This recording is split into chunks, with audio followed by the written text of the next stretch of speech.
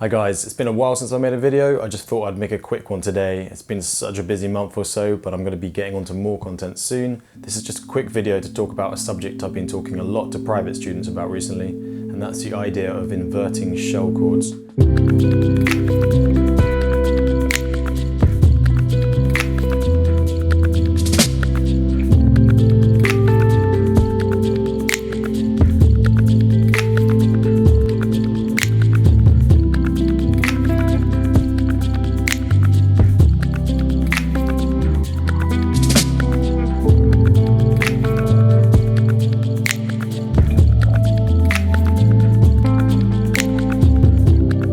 So shell chords are a 3-note voicing. They're not triads, they're not root 3-5, they're in fact root 3 and a 7. The root is obviously giving us the foundation of the chord. The 3 tells us if the chord is major or minor, and the 7 tells us the quality. So it tells us major 7, flat 7 for a dominant 7 chord, or flat 7 for a minor 7 chord. So quite often we learn this root 7-3 shape for a major 7 chord. We take the same idea to the A string, but we play it in a different arrangement. So perhaps if we're on this F here, I'd have root 3-7 this time, root 3-7. So that's major 7, F major 7. So quite often we use these shapes to start playing jazz standards.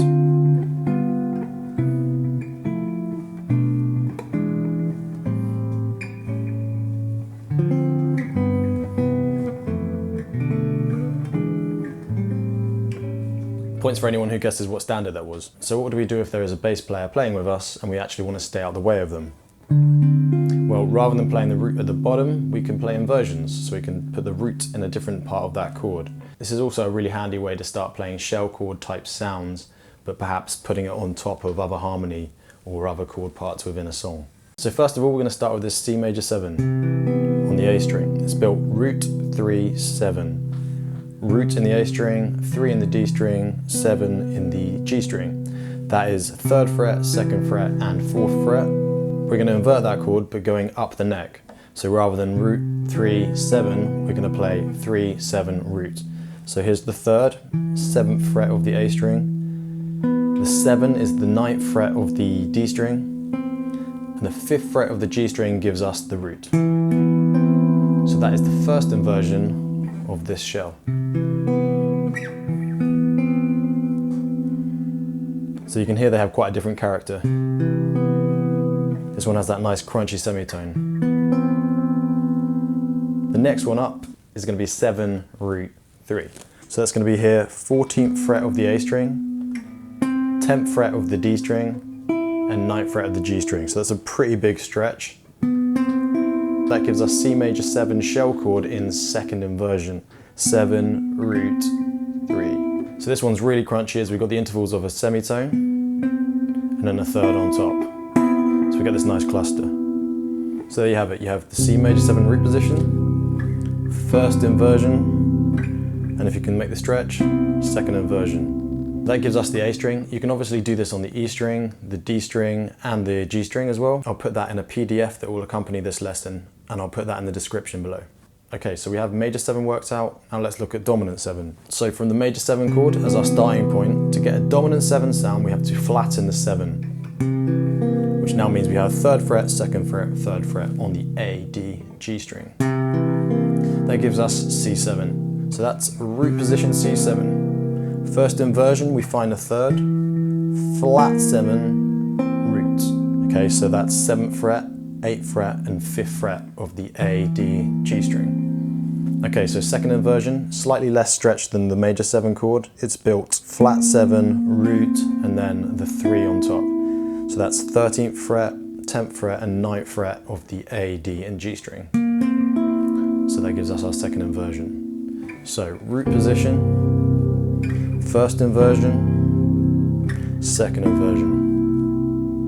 Lastly, minor 7. So same as we did before, let's use that C major 7 as our starting point. Root 3-7. So to get to dominant 7, we flatten the 7. From here to get to a minor 7 chord, we have to flatten a 3rd as well. So that's root, flat 3, flat 7. So this is the shell shape for a minor 7 chord.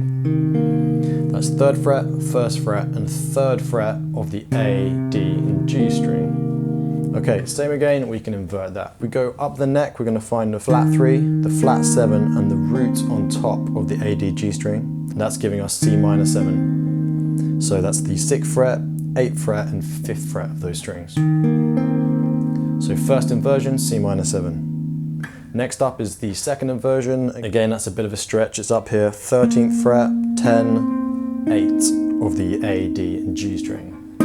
That gives us C minor 7 in second inversion, so that's built flat 7, root, and then the flat 3 on top. So there we have 3 shapes for the C minor 7. We have root position, first inversion, and then second inversion. Here's an example of playing between C major 7 and C minor 7.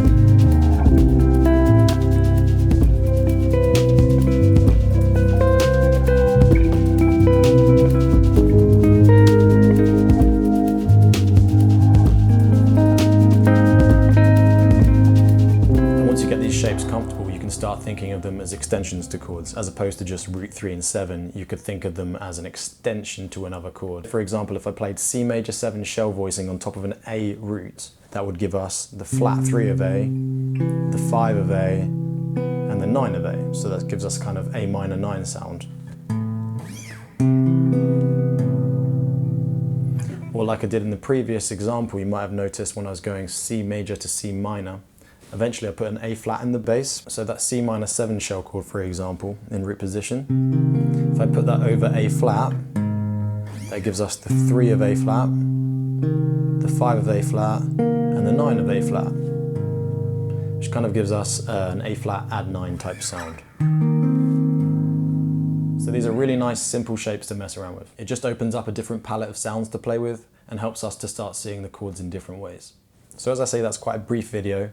I will be putting out much more long-form content with more in-depth concepts and analysis of ideas.